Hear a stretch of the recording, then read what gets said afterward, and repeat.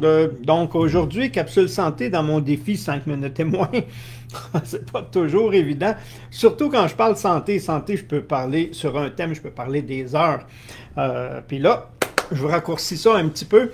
Et je vous parle de l'huile de caméline. C-A-M-E-L-I-N-E.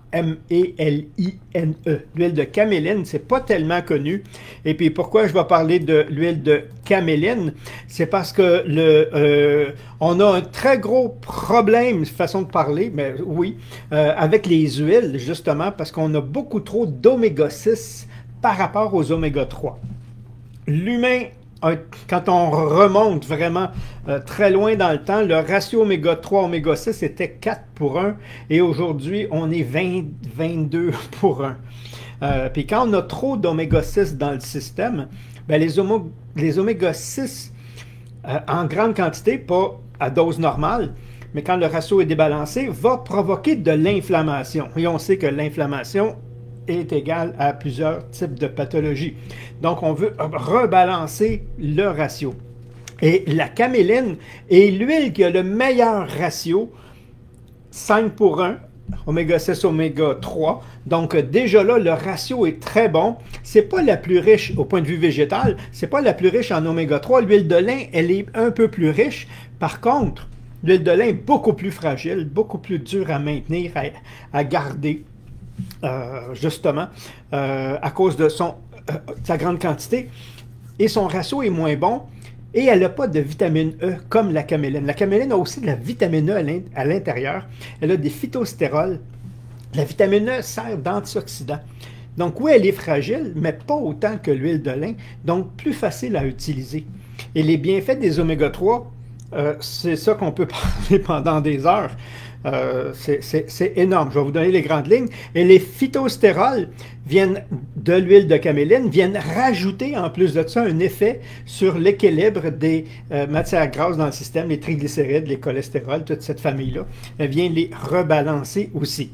Donc, si trop de mauvais cholestérol n'est pas assez de bon, elle va les rebalancer. Ça, c'est les phytostérols qui viennent faire ça en plus. C'est une huile très légère, très légère, avec un grand pouvoir d'absorption et de pénétration. Ça aussi, c'est une clé par rapport à une huile, parce qu'on peut s'en servir aussi pour la peau. C'est pas la seule, mais parce qu'elle est fine et parce qu'elle est très riche en oméga 3. Et on sait que certains débalancements de peau, eczéma, psoriasis, entre autres psoriasis, j'ai eu des gros cas dans le passé quand je faisais de la clinique et mon outil de base était les oméga 3, okay? Que je donnais, un mélange et un contrôle, puis je ne le mettais pas local, mais s'il y avait une poussée, on pouvait même le mettre local, elle absorbe très bien et elle entre, puis là je pourrais donner une petite recette en passant si j'ai le temps, je regarde, j'ai déjà 3 minutes. Donc dans les oméga 3, les oméga 3 vont se transformer en deux formes qu'on appelle l'EPA et le DHA. Une partie va servir au système nerveux, à condition de ne pas avoir trop d'oméga 6 dans le système. Okay? Donc, elle va les transformer. Et ça veut dire mémoire, concentration, attention, prévention des maladies dites neurodégénératives. Et le DHA plus favorable au niveau peau et maladies cardiovasculaires. C'est pour ça qu'on dit que c'est aussi bon pour prévenir l'Alzheimer. Là, c'est un ACV, une maladie cardiovasculaire, la conductivité, le débalancement du rythme cardiaque. Et des trucs comme ça. Les oméga 3 sont bonnes pour la peau, sont bonnes pour le cœur, sont bonnes pour la circulation. 1 gramme de bon gras dissout 1 gramme de mauvais gras. Mais ça prend une huile légère comme cette huile-là. Donc, elle va permettre en même temps d'entretenir. Elle prévient la formation de caillots, ceux qui ont des fragilités. Elle va redonner la souplesse aux veines et aux artères.